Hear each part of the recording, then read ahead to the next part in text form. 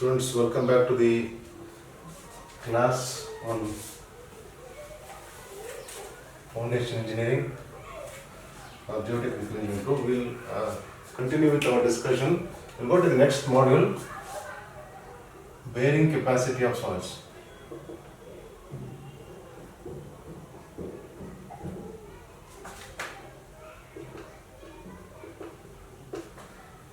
This is a very important chapter from practical point of view. We'll try to see how to get this bearing capacity of soils. Now this is very important from the consultancy point of view.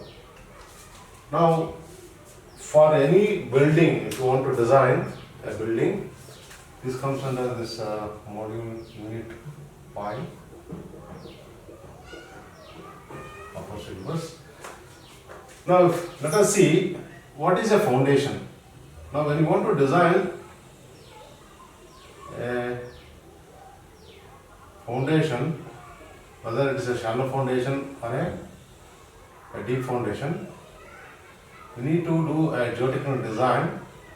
Means the geotechnical design, you see you've got two types of design. One is the geotechnical design. Here we are giving the safe bearing capacity, which is called the SBC, and the structural design. The structural design we are going to give. Here we are giving the depth of the foundation and the dimensions of the foundation. This is the dimensions of the foundation. In the structural design, we are giving the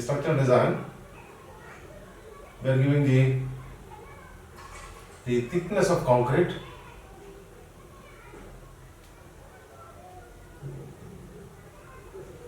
and the reinforcement details. Therefore, we are more concerned with the geotechnical design. Let us try to understand from the geotechnical point of view how we are going to evaluate this bearing capacity, how we are going to locate, at what depth we are going to locate, and what are the dimensions based on this. Now in this chapter we are going to discuss only about for a given depth, okay, what is the SBC. This is a parameter which is supplied to the structural engineer. He is going to make use of this SBC and he is going to do all this design. Therefore it is not within our purview. Okay, we will try to look into what is required from the geotechnical point of view. Now what is a foundation? Let us try to understand what is a foundation. This part, see, you have got a superstructure, the part of the superstructure, okay, which transmits the load of the superstructure onto the surrounding soil is called a foundation. It is nothing but a part of the structure, okay. This part is called the substructure. The structure has got two parts. The structure is the one which is important from this. You got the superstructure which you can see above the ground, and below is the substructure. This substructure is the foundation.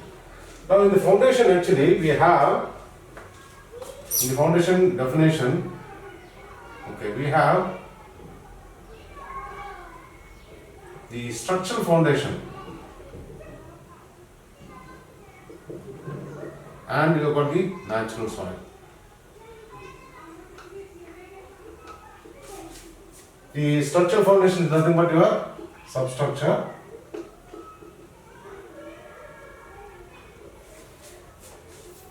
on which all the load which is coming from the superstructure is transferred to the substructure, and through this it is transferred to the natural ground. Now whatever may be the definition, let us now try to look into the different types of foundation in general. We have got shallow foundations, general classification, shallow foundations broadly, and you got deep foundations. In shallow foundations, you've got varieties of foundations. Okay, you've got deep foundations. We'll try to discuss about those in general, and we'll try to restrict all our discussion to the evaluation of the bearing capacity. The shallow foundations, we've got isolated footings. Isolated footings like pad foundation. We have stepped foundations. Stepped footings or step foundation. Then you got strip foundation.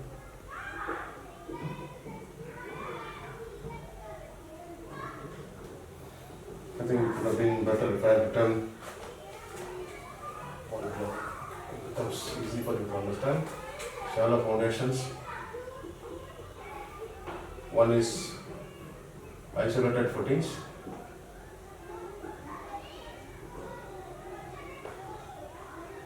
Sometimes we call it as also pad foundation, which are usually used for the columns. Then you got stepped footings. Then you got combined footings.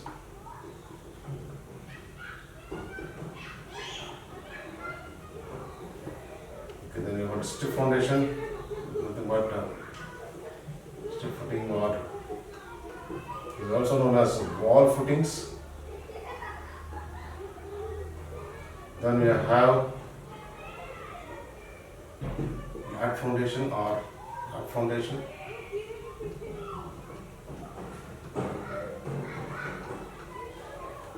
Now, what is the criteria for a foundation to be called a shallow foundation? Here, the depth of the foundation is less than or equal to the width of the foundation. Where D is the depth of the foundation. Let me try to draw this.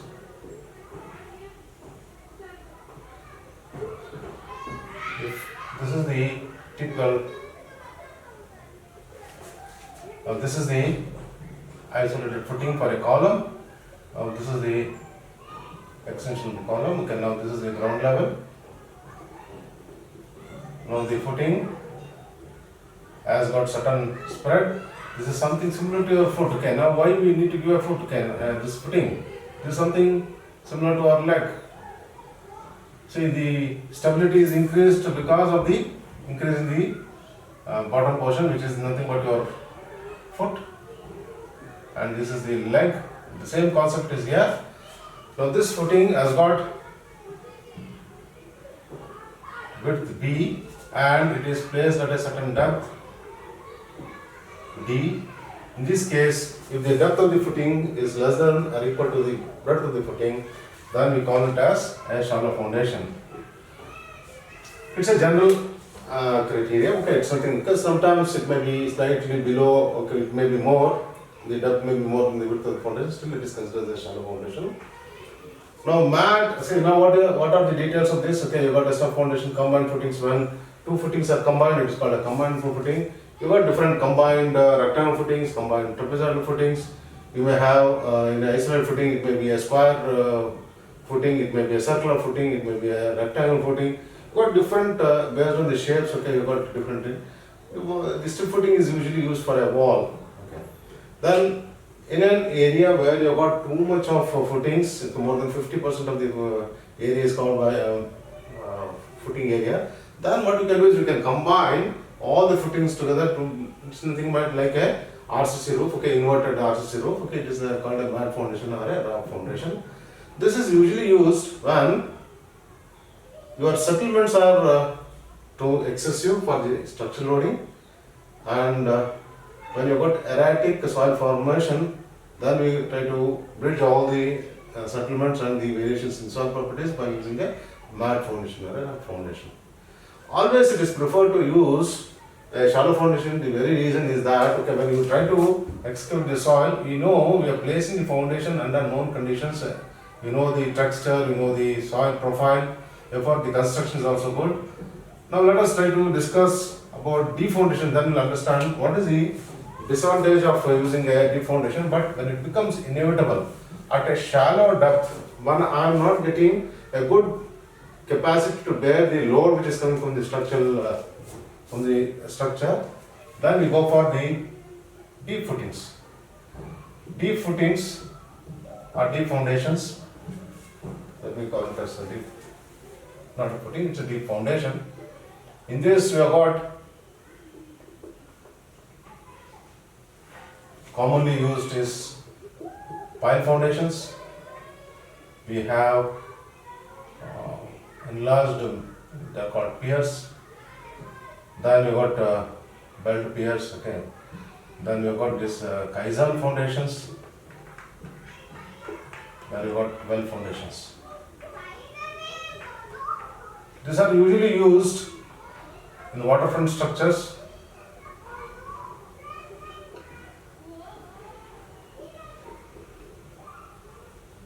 Where the structure loading is also more and you got water. Example, bridges. Okay, we use these kind of foundations. Okay, now even on onshore we use pile foundation. The reason why we use pile foundation is at a shallow depth you are not able to get good soil which has got a sufficient bearing capacity to bear the structural load. When the structural loading is very heavy and you have got soil which has got low bearing capacity and the settlements are going to be excessive, then we take the substructure to a greater depth and we try to transfer the load. The details can be discussed in a lecture. We will try to see how a typical pile looks. We have the vertical dimension being more compared to the lateral dimension. It can be having different cross sections. It may be circular in cross section or it may be square in cross section, depending upon the field requirement. The length of the pile is very much more. At a shallow depth, so here I got some soil which is not having good bearing capacity. Then you got as we go with depth, you got sufficient good material, then we can try to go for a pile foundation. Sometimes there may be a situation where you got some filled up soil. The filled up soil doesn't have a uniform soil property, plus it has not got consolidated. It cannot give a good firm base for the foundation, for the structure. Therefore, we go for a pile foundation. There are various situations that can be understood in an elective course. Now we will restrict our discussion to bearing capacity. Now, having understood what are the different types of foundations, we will try to see what is meant by certain terms and definitions.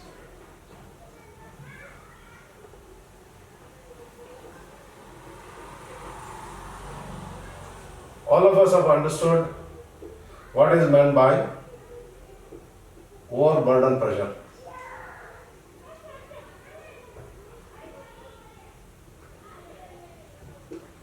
In this we'll take it is total overburden pressure or just overburden pressure. Now when you have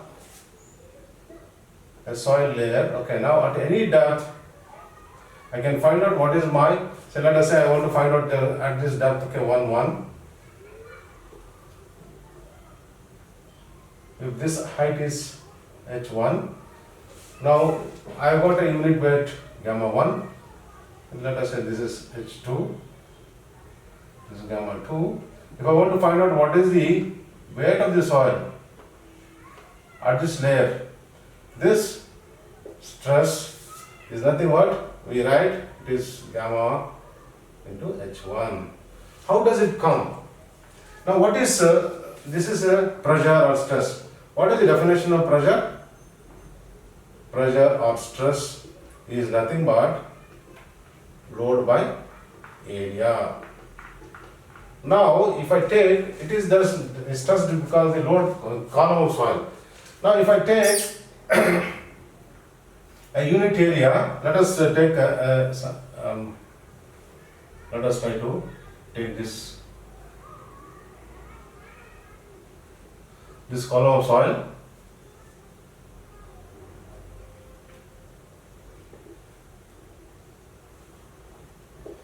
Now I have got there is a stress which is coming because of this weight of the column of the soil. Let this area be A. Okay. Now what is the weight coming from this? There is a weight of the column of soil. There is a weight of the soil column. Now that weight is nothing but the load. Weight divided by area. Now what is the weight of the column of soil? Students, okay, weight of the soil is nothing but the cross-section area into the height h into the unit weight divided by the area. Therefore, the area gets cancelled, I will be left with gamma into h. That is what we write, the stress is equal to gamma into h, that's what I have done. Now if I want to find out that this at this layer, what is the stress? Because of this whole bottom pressure is nothing but the self weight of the soil. Self weight of the soil. Okay. Now sigma naught for the second layer at layer 2, so let us say at level 2, 2. So let me call it as 2, 2. This is at say 1, 1. This is equal to gamma 1 into h1 plus gamma 2 into h2. This is how we try to do this. Okay, this you have studied in your basics. Okay. Now we will try to use that. Continuing with this definition. Now if you, this is because of the total weight. So if you have got some water, see if it is saturated, okay, it may be a bulk unit weight, okay, it may be partly saturated, whatever may be the reason, okay, we are going to take that unit weight and we are going to multiply with the height, okay, I am going to get my stress. Now effective overburden pressure, effective stress or effective pressure, effective overburden stress, okay, it is also called effective overburden pressure, effective stress or effective overburden pressure is nothing but sigma naught prime, which is equal to sigma naught minus of the pore pressure. Therefore, I get my effective stress or effective overburden pressure. And then this is a fundamental definition. Now we'll go to the next definition, that is what is meant by bearing pressure. What is meant by bearing pressure?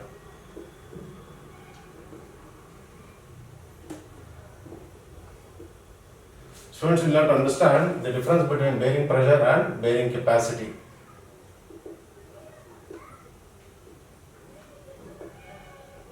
Bearing capacity of soil. The bearing pressure on soil means what is the load coming. In this you got the gross pressure intensity. What is meant by gross pressure intensity? If I have my, this is called Q. Now already I had drawn this diagram. Now if I have my footing, the loading which is coming from the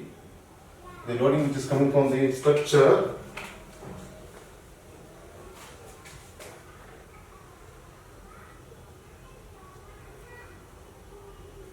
is represented as Q. That is nothing but the total pressure which is coming, including the weight of the soil column, the weight of the footing, okay, the weight of the column, okay, everything put together is called the gross, because it is a total, including the footing, okay, footing, the column and also the weight of the soil. Now there is another term called net pressure intensity. This is called Qn. Qn is, see at this level before the construction of the footing, there was some overburden pressure. There was some overburden pressure before the construction of the footing. Now what is this overburden pressure? This is D. Now this overburden pressure is nothing but gamma into D. Therefore, now what is happening after the construction of the footing? there is a net increase in pressure. Earlier there was so much of pressure. You have removed that and you replace. Only some portion of the soil is to be neglecting that. Now the increase in your pressure, this is Qn minus of sigma naught. This overburden pressure has to be removed and I get my net pressure intensity. This is nothing but gamma into D. Therefore, net pressure intensity is nothing but the gross pressure intensity minus of the overburden pressure. Now we go to bearing capacity. Now because I am writing here parallelly so that you understand what is the difference between pressure and capacity. Now find the load which is coming from the structure is transferred through the footing onto the soil. This is what is the pressure applied, but the soil has got some reaction, it tries to bear the load. Whatever the soil can bear is called the bearing capacity of soil. Here you got the ultimate bearing capacity.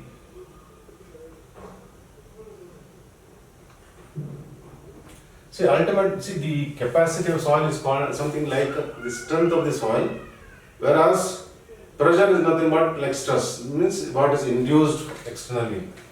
We follow certain notations, QF, try to follow the similar notations. Okay, it becomes easy because the examinations, okay, in the examinations, the notations will be easily followed by the valuer, therefore you try to follow this. Final stress, okay. Please also note down, students, this is for load, capital Q. Small q is for load intensity, intensity of load, okay, intensity of load. So this is in kilonewton, this is in kilonewton per meter square. See, in the stress distribution chapter I had discussed this. Be careful about the way how you write the notation. The ultimate bearing capacity is the load that the soil can take before it can undergo shear failure. Okay, the ultimate value that it can take before it undergoes shear failure.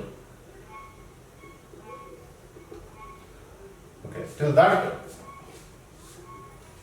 particular capacity, if you try to load it, it can bear so much of load, that intensity is called the ultimate bearing capacity. In the next definition, you got the net ultimate bearing capacity. We call it as QNF. QNF is nothing but, if you subtract the overburden pressure, okay, now we are trying to increase, what is the net increase in your thing? Because there was an earlier overburden pressure. If I subtract that we are going to call it as the net ultimate bearing capacity. Then you got safe bearing capacity. This is what is important in this chapter, which we call it as SBC, which is denoted as QS.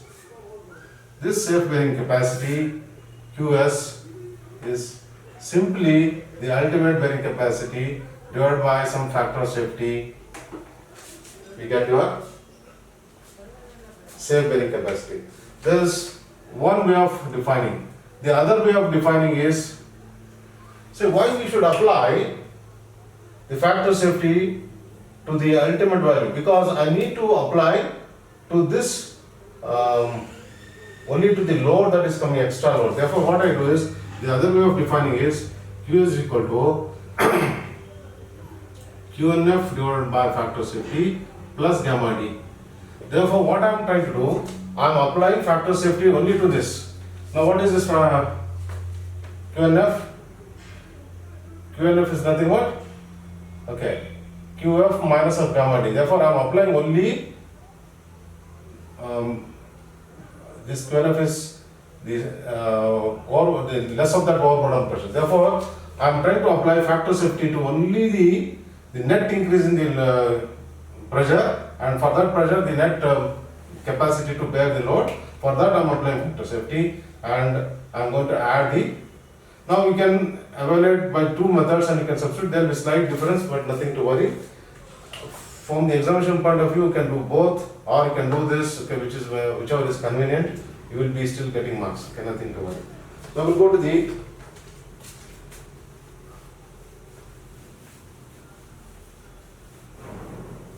net safe bearing capacity. The net safe bearing capacity is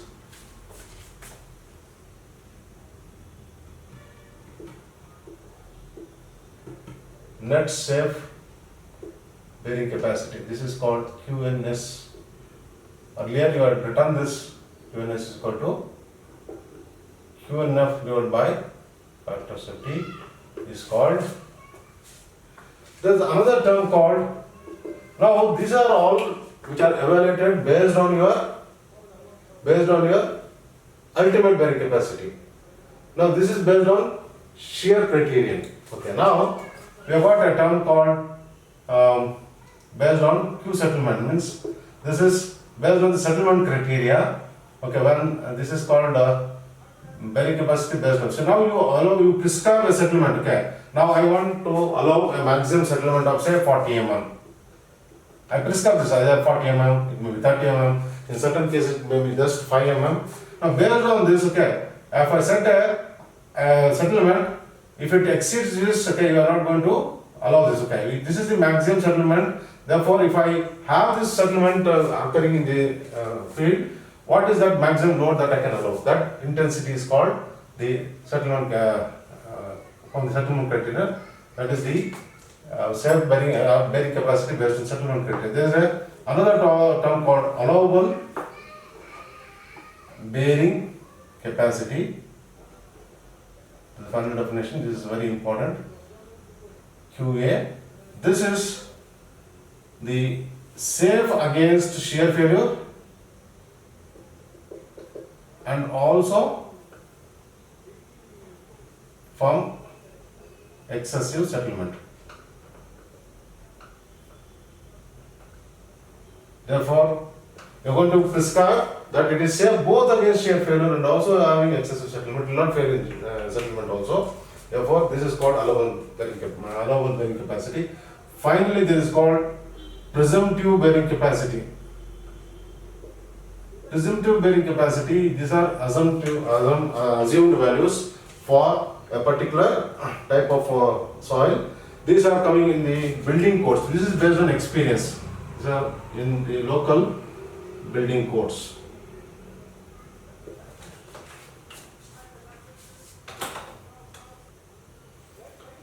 Students, continuing with our discussion on bearing capacity, we need to understand what are the modes of shear failure.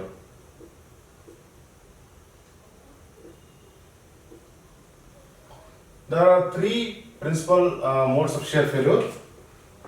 The three principal modes of shear failure are general shear failure, then you got the local shear failure, then you got the punching shear failure.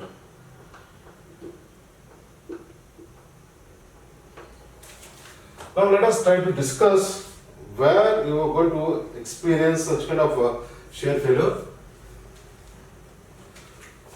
Now if this is the foundation, let us say this is the footing. Now we have got the load coming from the footing. Now what's happening in this kind of situation is, when you have got soils which are more friction in nature, here the soil is less compressible, they are very stiff soils. When they are less compressible, what happens? When you try to load, when there is a failure that is likely to take place at that plastic equilibrium, what happens? You have the development of this failure surfaces. This is how it gets deformed, and approximately it looks like this. Now, what happens? This tries to bulge. This tries to bulge. This is called eaving. Eaving of the soil at the ground level.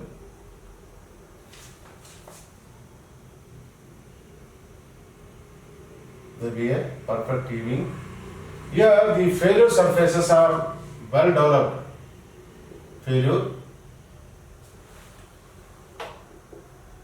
Failure surface. They are extending up to the ground level, and very nice eaving is taking place. This is a typical example of a general shear failure is the Transcona grain elevator.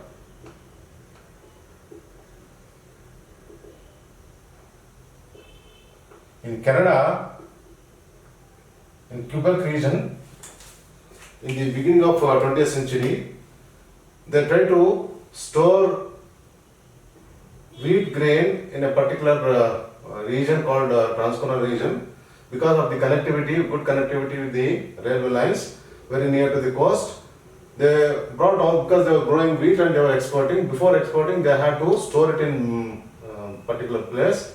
Those kind of storage bins are called, storage places are called elevators. They are called grain elevators. And when they were storing, when they constructed it, it started settling because they had not got an idea of what is the soil below. They had a weak clay region below, and the soil foundation soil was quite good. Below was the problem. Because of that, we will try to understand later what is the. They had conducted a plate load test, but the plate load test didn't give what is the. Because it is a model foundation load test, and because of that, what happened, it didn't try to give the properties, it didn't reflect the properties of the soil below, therefore it didn't give the idea about how it is going to fare, and this led to, this is the typical example of general shear failure. This was restored back and it is in use till now. Restored back and in use to date. Therefore, this is what happens in this case. Not only the failure surface goes up to the extends up to the ground surface, there is a full development of plastic equilibrium is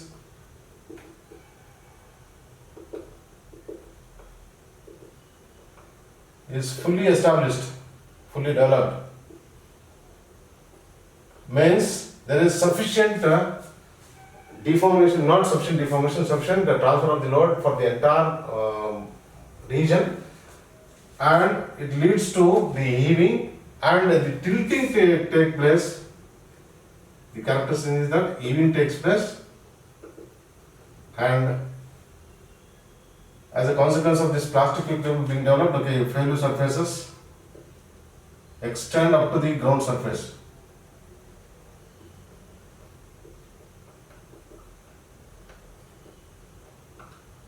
To ground surface. As a consequence, you see this heaving and tilting takes place, finally tilting of structure or the footing to any one side. If I tilt to any one side, the building will tilt. So this is very clear that plastic equilibrium is leading to the development of the failure surfaces up to the ground surface, and because of that it is reflected in the form of heaving and tilting of the structure takes place. Compared to this, now we will also see the comparative plate load test. In case if I do a plate load test is nothing but a model footing which is constructed, and on the plate you are trying to load it, and it is similar to a actual foundation, but it will be slightly different. But it gives an idea about the. We will try to compare all the three in one figure for all the three types of shear failure. In the local shear failure, what happens?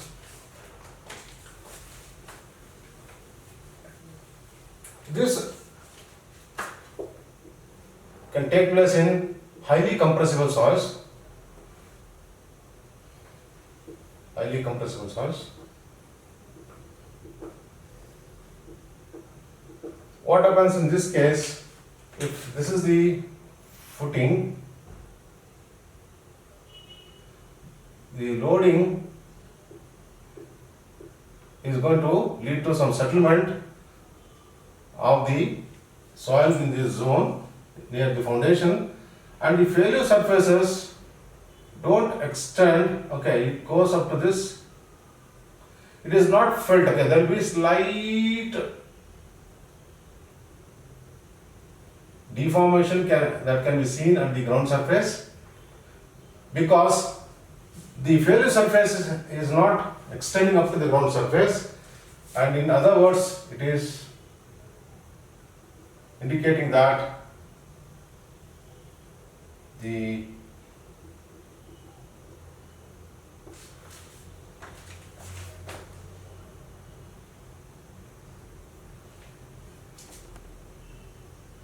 plastic equilibrium is not completely developed. Okay. Here, plastic equilibrium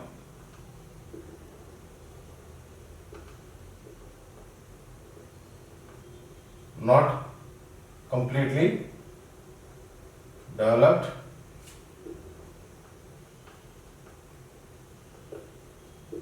easing of soil not observed,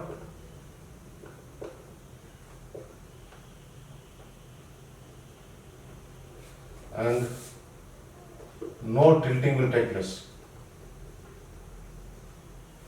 No tilting of foundation. Now, compared to this, what is a punching shear failure? This also takes place in a compressible soil. In a compressible soil.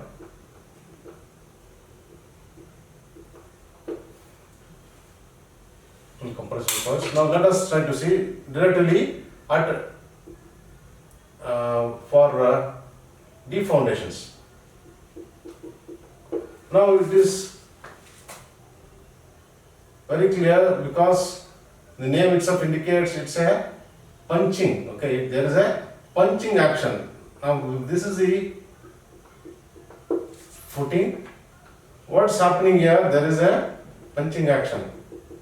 There is a compression of the soil and there is a punching action of the soil. Therefore, what is happening? There is a local listing. There is no failure surface that is developed, and you can never see any deformation of the ground surface because the failure surface is not at all developed. There will be only compression of the soil, and there will be a punching, or there will be a vertical shear. There will be a vertical shear taking place, and it compresses. Therefore, there will be as if a punch is taking place. Okay, punching of the soil, it is getting punched.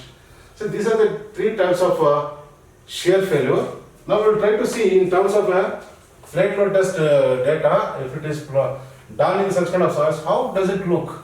The conventional way of plotting these details is like this. In case of this is the load intensity. In case of a general shear failure, this is settlement.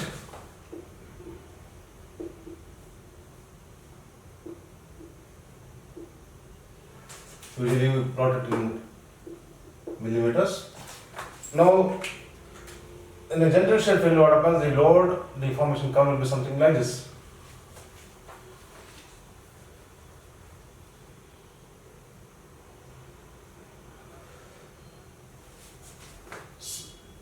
Now there is sufficient load taking, and what happens? Suddenly it starts yielding.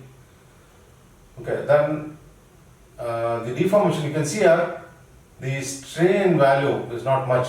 Compared with this, for a local shear failure, it will be something like this.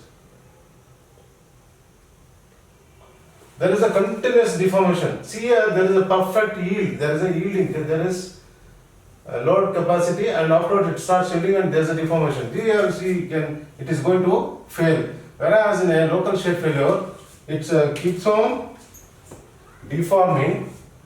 This is a general shear failure, and this is local shear failure. Compared to this, how does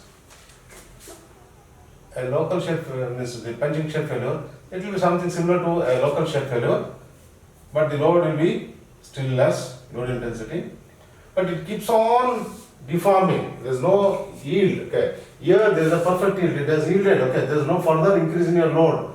It has already yielded and it will fail. So these are the three types of shear failure and their load intensity settlement curves. Now we need to make all this discussion in your whenever they ask a question.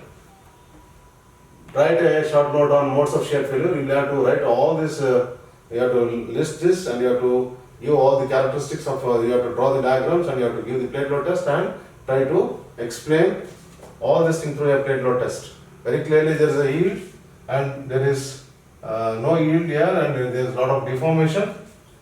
And in a punching shear failure, it is something similar to a local shear failure. It also deforms too much. Now we will go to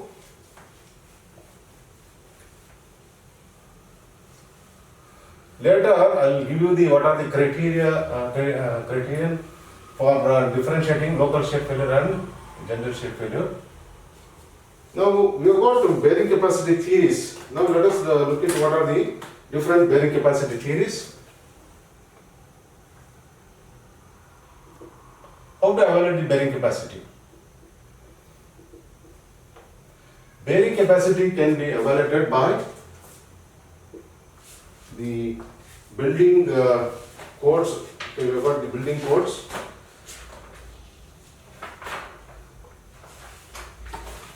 Bearing capacity tables.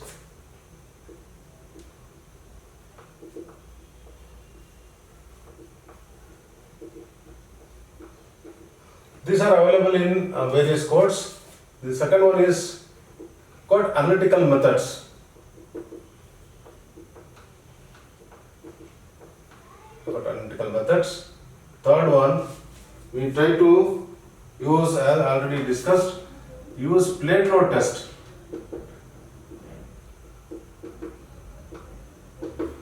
Fourth one, we try to do correlation between the penetration test. Penetration test. It may be a standard penetration test or a cone penetration test. We can try to get that correlation and we can evaluate the bearing capacity. We will discuss in detail related to this. Then we have got a model test or prototype test.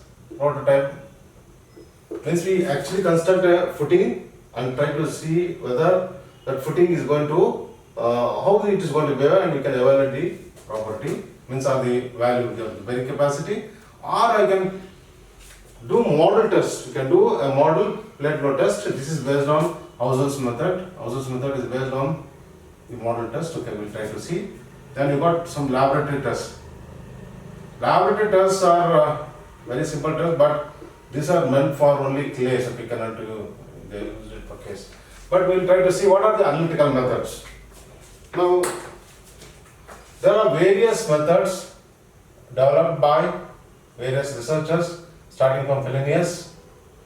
Then we had Hausel was contributed for this understanding. Then comes Prandtl. Then Terzaghi.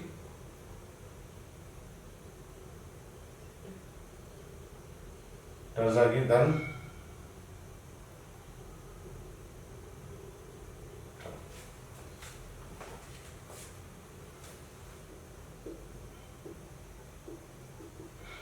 I am writing with bold letters because even today for vertical loads for ornate buildings, this is a wonderful method. Then we have got methods developed by Meyerhoff. Then we have got method developed by Skempton for clay soils in UK. Then we have got Brinch-Anson's method, very comprehensive method. Then we have got Ballas theory. Okay, but this is more comprehensive. Our IS code has used. This is very detailed. One can study in detail when you take up an elective.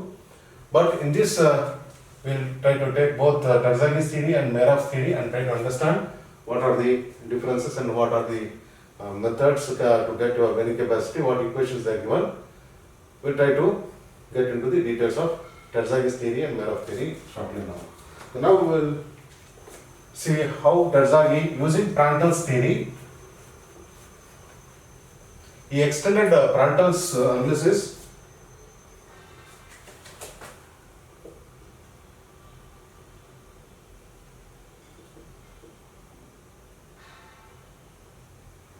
Terzaghi's analysis. He had certain assumptions. Okay, now I'll first draw the diagram. Then we'll try to see how he tried to develop.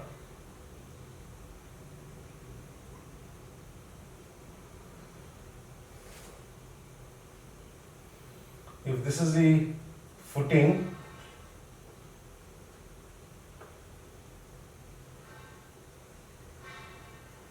he tried to do some model tests, and he also tried to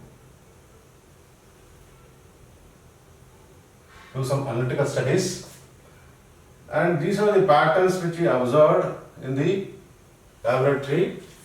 This is how exactly it was looking when he tried to do model tests using sand. Now we have three zones.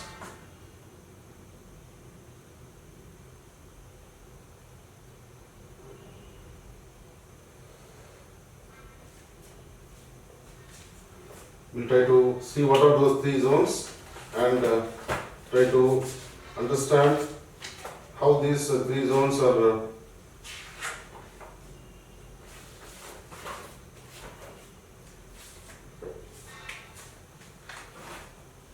okay, it's a lack of space. Let me try to draw. It's a logarithmic spiral.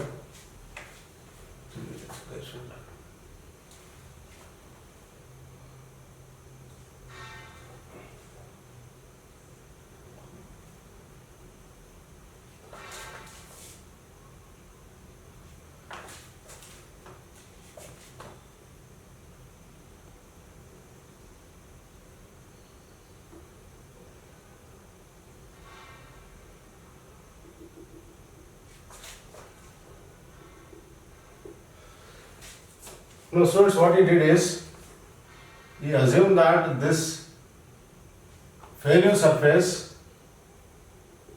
will not extend beyond the footing level. This is the footing level. Now,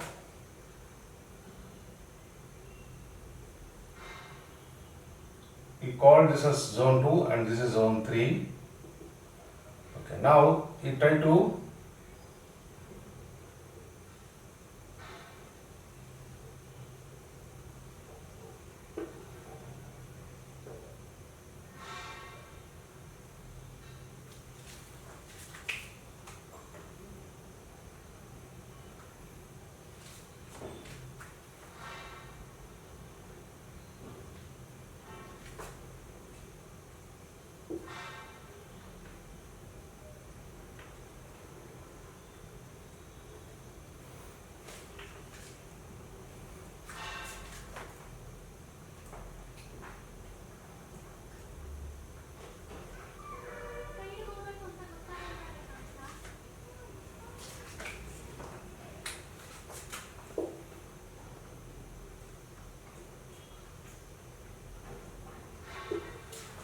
see zone 1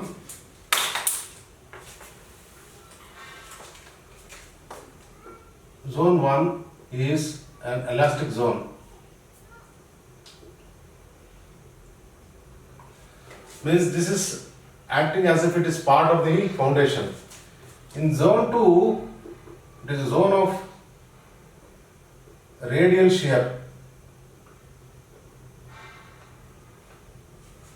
In the third zone, zone of linear shear. You can see the shear pattern is radial from this point, and here you got almost linear lines. That's what he observed in his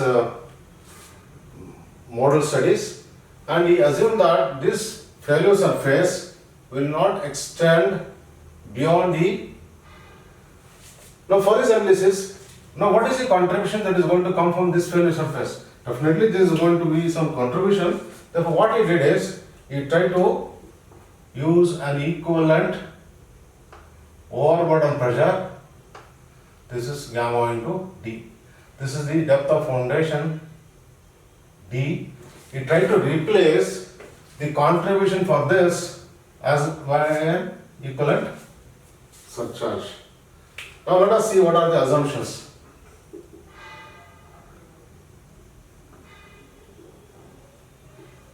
The first assumption is that the footing base is rough.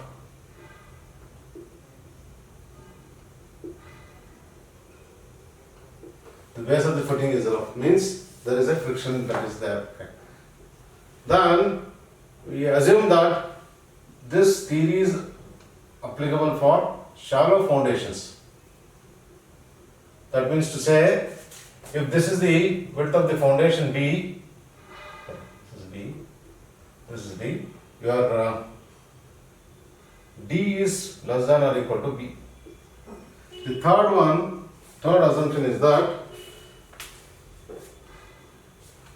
the failure surface,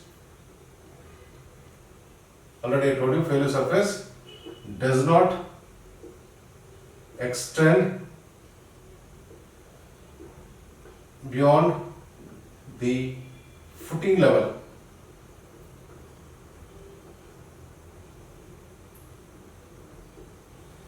Now instead of that, we have an equivalent surcharge. Already told, I'll not write it because of the lack of space. And he assumes that instead of this, okay, there is an equivalent surcharge which is placed at the foam footing level. Then finally, yes, this is mainly meant for vertical loads. What all loads are applied are only vertical loads and no inclined loads, no horizontal loads, okay, no inclined loads. Then this is for a plane strain condition, for a stiff footing. He assumed it for a stiff footing, and general shear failure was assumed. General shear failure. General shear failure was observed. Okay, with this, he tried to develop an expression for the bearing capacity. He tried to do using active pressure and passive pressure. He tried to do the mathematical analysis, analytical analysis. He tried to give an expression for the ultimate bearing capacity in terms of the cohesion and some factors called bearing capacity factors. He tried to give an expression for QF, that is ultimate bearing capacity, in terms of the cohesion, the surcharge, and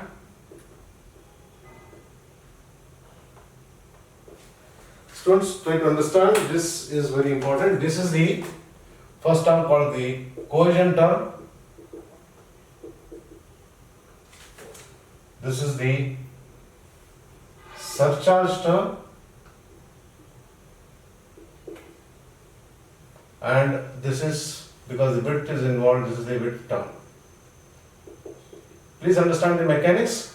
There is some cohesion, because of the cohesion it is going to give some resistance, therefore there is a contribution from the cohesion, there is a contribution from the surcharge. Because of this, okay, there is a resistance, and because of the width, okay, more is the width, you get more bearing capacity. Now what are these?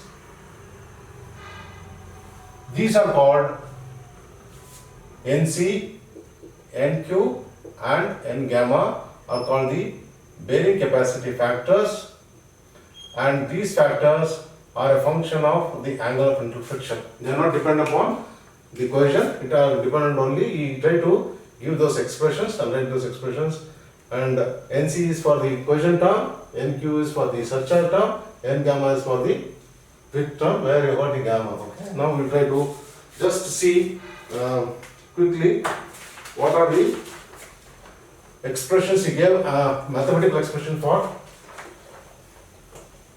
evaluating the